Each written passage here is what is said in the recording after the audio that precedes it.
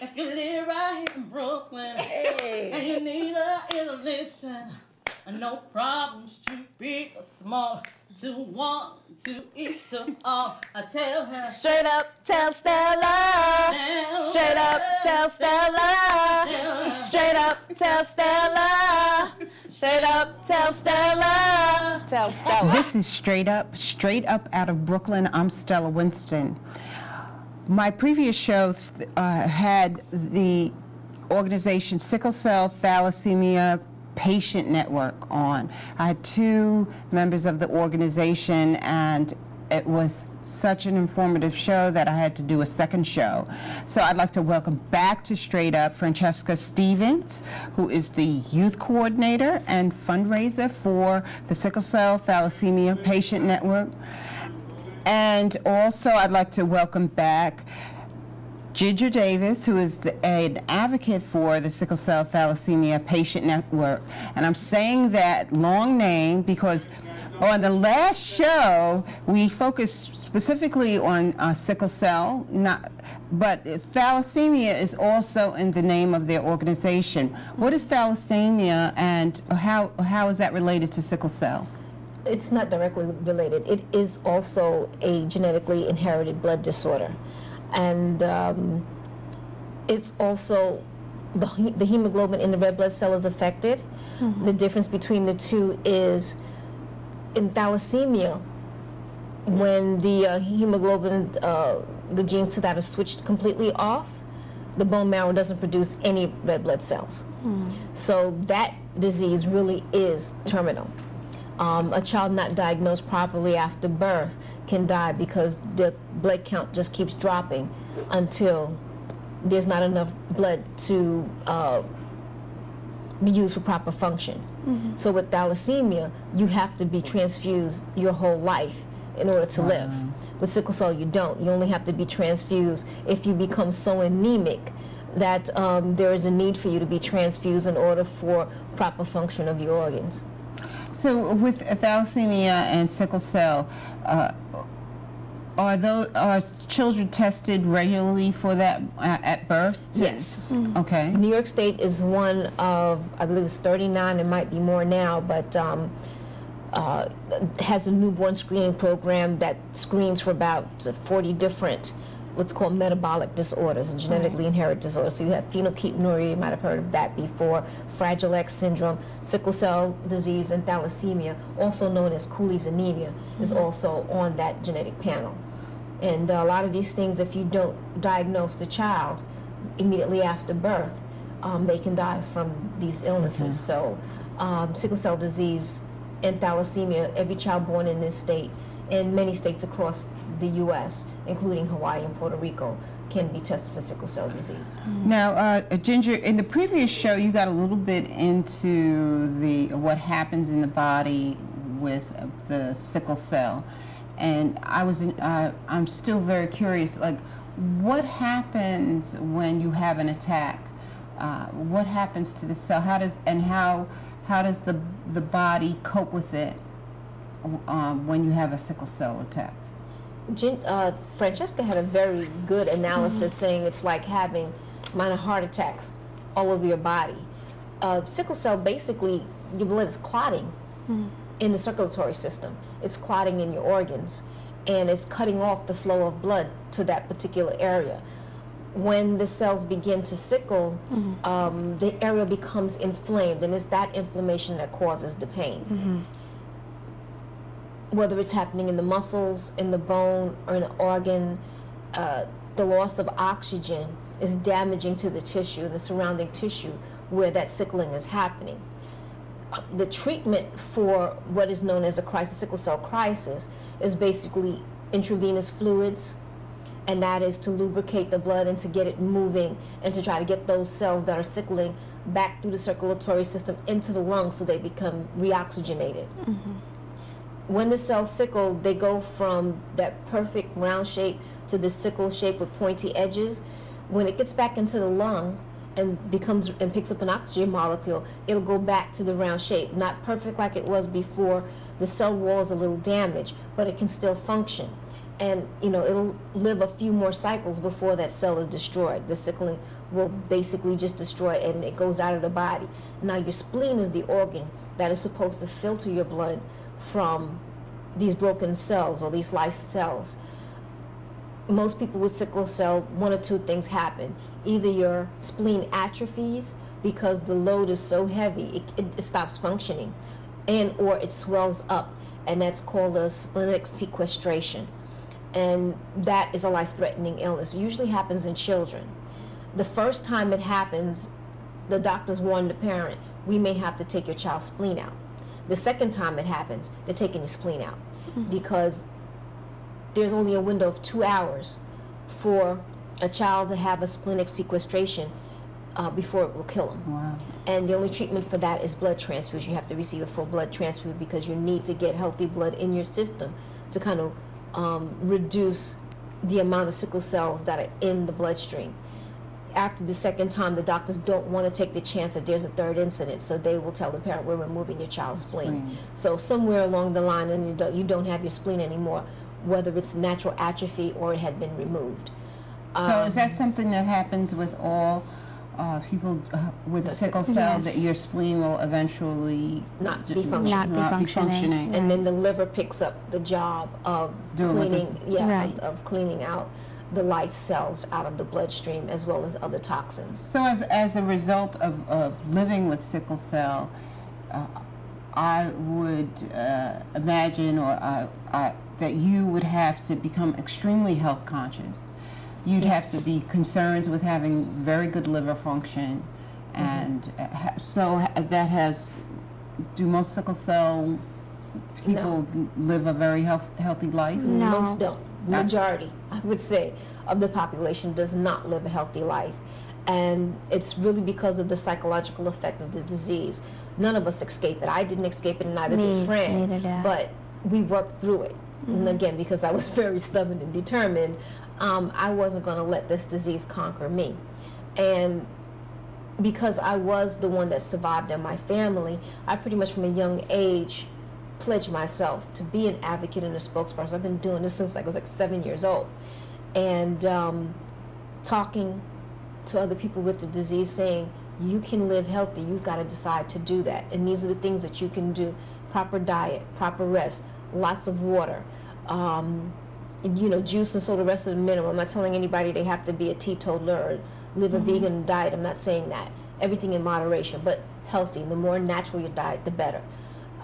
Exercise. Exercise is a good thing. And I mean, I've been on my soapbox with the physicians long enough that they're saying, yes, moderate exercise really is good because it helps the circulation. It does. And so that's like what you need. You need that blood to circulate. And building extra vascular pathways. So you can actually build vascular pathways with doing light weightlifting and doing exercises. Get your heart pumping. Learning how to breathe properly, like pranayama yoga, which focuses on the breathing. It's a great exercise to do. It not only teaches how to breathe properly from your diaphragm and not from your chest, but it gets more air into your lungs. And I briefly talked about the treatment. When you have a crisis, there's only a few things that can be done. And over 60 years, treatment really hasn't changed that much. That's intravenous fluids, medication for the pain, and if there's an infection present, antibiotics. There are other medications that they give try to prevent it, which is hydroxyurea or hydrea, and that's something that they've been giving to children and adults. I don't use the drug, and Fran was on it. She can tell you. I don't handle the drug well, so I no longer take the drug. But it is something that's pushed within the sickle cell community. It's debatable, but it's something that's out there and does help some people. So you said the drug hydrea. Right. What's the benefit for using hydrea? Like, let's get a little bit into. It's supposed to help the body mimic fetal hemoglobin, but it does not work for all sickle cell patients. As far as I know, the latest studies say that it helps about 20% of the sickle cell population. So mostly with SS. Mostly with SS disease. I have SS disease. I didn't get any benefit from it. In fact, I had a few adverse reactions, so I no longer take Hydrea, but I would encourage any sickle cell patient out there to try and see what works for you. If it works for you, then I encourage you to do it. Now, this is the second show. I learned so much during the first one, and this is very informative. But in the green room, there was you were informing us about the perception that a lot of people have about people who live with sickle cell. But from what I'm understanding from the two of you, it's not by choice. This is something that you inherited. You did not choose, just like I did not choose to be born in Brooklyn to my parents. You did not choose to be born with sickle cell. Right. But there is a negative perception about sickle cell, people suffering with sickle cell. How did that come about? Like, what is going on where you're treated so badly? I haven't the slightest. I mean, like I been around long enough to see the change in palliative care in the health field. We went from being treated like we were precious jewels to we were trash. And, you know, children in pain in the hospital, everybody feels sympathy for the baby, for their child. And it seems like the moment you hit 15, 16, it's like you're this adorable thing. It's like, I don't even want to deal with this person. You come into the emergency room, and the attitude begins there, and it's, oh, it's them. And, you know, there's a lot of code words like FOS, and I can't say that on your show, but full of sugar honey iced tea. So what, the healthcare workers don't believe you really have a disease? They don't think we're sick. They think we're faking it. They think we're there for drugs. I mean, I've heard one too many physicians say, oh, they're drug addicts. And there's less than 1% of the population that is considered drug dependent, not drug addicted. There's a big difference. And what do you expect? The only thing that helps with the pain are these narcotics. I think that there are a tendency to overdo it in a lot of instances, especially with children, starting them too young on hard narcotics. But when you're having the kind of pain that we have that healthy people don't even understand, do you think that we should just lie there and suffer? And the thing is, there are people all over the world who have this disease that don't have access to medical care like we have here in other industrialized nations, and they're suffering that pain without any medication. Okay. Now, you're an advocate for your organization, and you are the youth coordinator. Yes. You have people calling you about their experiences in different situations. Can you share with me what some of those phone calls are like? I think some of the most disheartening phone calls are the ones that we get early in the morning. You know, when you hear the suffering in someone's voice and almost a desperation, you know, not even to so much be out of the situation they're in, but to be understood, to feel like they're being heard. And I think that's the most disheartening. It's knowing that you're going somewhere for help, to be treated by people who are supposed to be the experts in their field, and not receive the help that you are supposed to receive, and not be treated with dignity and respect, and not know that your life is valued, to feel as if you are less than because you were born with this disease. I think that's the most disheartening part of it all. I don't know what to say to people who have decided that living with sickle cell somehow makes you less than, but what I can say to people living with the disease who are suffering is that, you know, you in many ways have to become your own advocate. You have to learn to stand up for yourself. And I know it took me a long time. It's hard when you're in a situation when you are literally unable to care for yourself, to then have to say, you know, I am yes, I am low right now, but I can't allow this person to kick me while I am down in this position. I have to, you know, stand up for myself and work through the physical and emotional pain that I'm going through right now and keep my mental faculties about me. You know, it's extremely hard, but what I can say, and I've learned this through Ginger, is learn to stand up for yourself even when you feel like you can't stand up for yourself. Now, Ginger, you told a story earlier. Can you repeat the story where a friend of a friend makes some sort of comment and how you handled it with they? Again, you know, there's been a lot of comments. You know, when we're talking about the healthcare, when a person is going in for treatment, I mean, I've witnessed things. I was in the emergency room one day with my mother, and a young lady was brought in on a stretcher with a friend of hers, and my mother recognized the friend, the young man that was with the young lady on the stretcher. That was the second day she was coming into this ER for treatment, and they pretty much put her in a stall at the far end of the ER, and she's screaming and hollering. And so my mother called the young man over to say, you know, what's happening? And he goes, I'm here with my friend. She has sickle cell. She was here yesterday and they sent her home and she's in a lot of pain. I had to bring her back. So I'm watching the situation and my mother says, please go over there and help her. I got up and I spoke to her very briefly and I went to the desk and I said, who's the physician that's been assigned to this patient? She's been here for half an hour and she hasn't been triaged yet. You know, when you come into the emergency room on a stretcher from an ambulance, they're supposed to take your blood pressure, you know, do your vitals.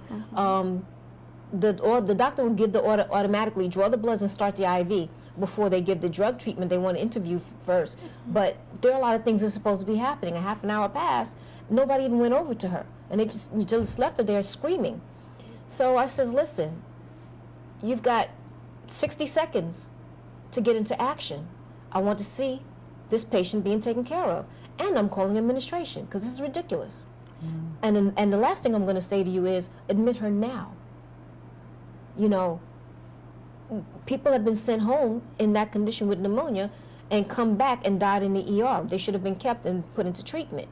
There was a young lady whose mother worked for a hospital.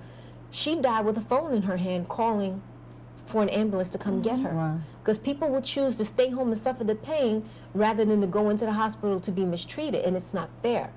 You can't have sympathy for somebody who has cancer and think that their pain should be treated without question. Doesn't matter what the dosage is, but somebody who's living in chronic pain is looked lowly upon and, you know, given a designation as being a faker, a drug addict, you know, a problem patient. You're not doing your job, and it's unfair. So how has the healthcare industry dealt with this discrimination against sickle cell? What is their take on it? How do they address it, or do they just ignore it straight out? It happens. It's only addressed on a case by case. Across the board, it's not dealt with, and it hasn't. A stop hasn't been put to it. But part of that is on the responsibility of the consumer. You know, I tell people to report, because every time you report what happens, when you call administration and say, send someone here to take a report, I have a complaint, that goes into a file. Every year when the state comes in to review the hospital, they review every file, including the patient complaints. And they ask the administration, what has been done to fix this situation? Now, there's two ways a complaint goes. It goes to administration file, and it can also go into the employee's file. And I tell people, if this is a problem employee that everybody's having an issue with, their file should be fat with complaints. And what happens is, if the hospital gets cited by the state, it means that they can lose part of their state and federal funding. They're not going to lose their money. They'd rather lose the employee. You know, so my thing is, if you don't like your job and you don't like the people that you're here to care for, and you don't want to abide by that oath that you took, then you need to look for other employment. I don't have those problems, and I mean, just the mildest thing, doesn't matter how much pain I'm in, I'm always, I guess, cognizant enough to say, listen, if you're not going to do your job, and take care of me. I'm just asking you to just do the basic things. You don't have to like me, and you really don't even have to speak to me. But if you don't do what I'm here for you to do for me so I can leave and go back home to my family, you're going to have the problem before this evening is over. That's very clear speech. They've seen me walk around the hospital with the chief of staff. You know, they've seen me go into administration and say hi, but I also have a relationship with the people who provide care for me. I go in when I'm healthy and say, hey, I really appreciate what you did for me. You took such great care of me. Thank you. I bring my kids in for them to see that I have a life outside of that stretcher in that hospital bed. Which now brings me to the issue of shame.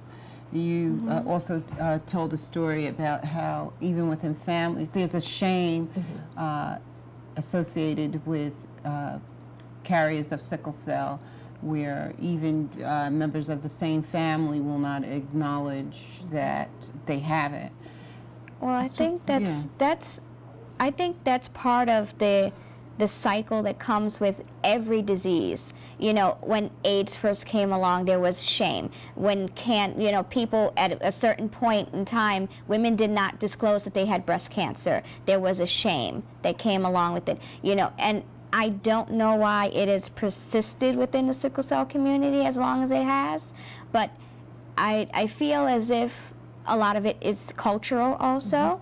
You know, but you tell the story about two first cousins are sitting in the doctor's office and they ignore each other? I'm not understanding that. Well, we didn't understand it either. I mean, they're related. They grew up together. It was actually the children. They were there with their children who had the disease.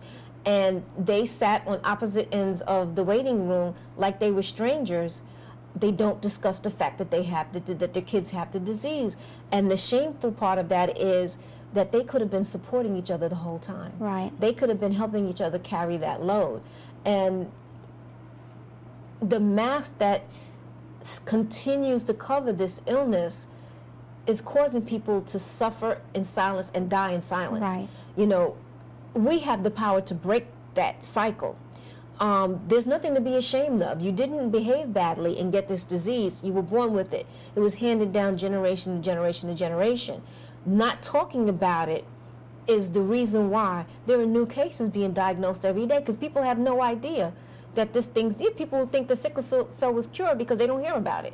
And they don't hear about it not because we're not speaking about it all the time. We don't really have the budget to go out and do a big campaign like all of these other illnesses. But we also need the help of the community. And if you're not advocating for your own well-being, you make our job harder, and you make the life of, you know, these parents and these children now coming into this life harder too, because they feel like they're the only ones out there living and dealing with this thing, and that's not the case. And now there's also the perception that it's a black disease. Right. So, and that's a fallacy. And that's a fallacy. So let's speak a little bit about that, and how prevalent is sickle cell, and is our community affected by it more so than other communities? It is the #1 genetically inherited disorder in the entire world. So it's the #1 metabolic disorder, hands down, over everything, yes. It's pretty much everywhere. In the United States through migration and the slave trade, but it's indigenous to South and Central America. It's indigenous to India, to Southeast Asia. Say that one more time about the #1. It's the most prevalent inherited disorder in the world. In the world. So if it's the #1, why is it not because discussed? Of the perception of who it affects. We have white families that are members of this organization who sometimes when we get the opportunity to do speaking engagement with. I have a friend who, in Florida, she has 3 children with the disease, all have sickle cell beta thalassemia, white, blonde hair, blue-eyed children. Right. And yes, I have one Chinese woman called me one day, hysterical, had to stop at a hospital that's not their home hospital, and she called me to please run to Manhattan because they're telling her child doesn't have sickle cell because she's Chinese. And I mean, it's just comical. Even the medical people don't know. And so you have, yes, you have Chinese, you have Vietnamese, you have Arabs, East Indians, Mediterranean, yes, Italian. Turkey, Italy, and Greece. Greece per capita has more sickle cell disease than African Americans in the U.S. Right. Wow. I had people telling me when I was growing up that I couldn't have SS disease because my mother's Mexican. You know, the things that would come, and these are medical professionals that were saying, there's no way you have SS disease, your mother's Mexican. So Mexicans cannot get sickle cell. According to them. So how did this notion come about that it's an African American disease? Because of the way that it was portrayed during the Jim Crow era, you know, from the 1920s on, that it was the great equalizer. This was the thing that was going to kill off black people, and they made it a black disease then, but it's not a black disease. It's a human disease. It's over 300 million people worldwide that are living and suffering and dying from this condition. And as I said, it's inherited. When you have, you know, miscegenation of the races, people are mixing that trait from these areas where it is indigenous, it's going to pop up. So this is a century, this disease has been around for centuries. For centuries. And so it somehow, through Jim Crow, racism, slavery in this country, it was associated with our group as a way of debasing and saying that this was going to get rid of us because we were going to die from it. And, you know, when people other than African Americans or people of African descent come into the hospitals with these things, you get all of these crazy, you know, you can't possibly have it because only black people have that. But then you think about, okay, what is the most common gene in all of humanity? Is that of the African. You know, science have already proved that you know, mitochondrial DNA, African gene is the predominant across all humankind. Also, wherever malaria was prevalent in the world, you will find sickle cell trait and sickle cell disease. This has been a very interesting and informative show. You've opened up my eyes and my mind to a lot of information that I didn't know involving sickle cell. It's, first of all, how it affects the body, its treatment, how you treat it. That's criminal almost. How it is. It is criminal. It's criminal, and I'm hope to straight up. You know, you can, you know, get some help. Put the word out there. And one more question: are there a lot of people walking around without knowing they have sickle cell? Yes. Yes. Yeah. Okay, that's another show. Okay, so I've got to end. So another show. Do a welcome back to Come On Straight Up. Thank you, Anytime. Francesca. Anytime. And Thank you Ginger. for having us. Yes. We really enjoyed being here. Yes, thank you so much.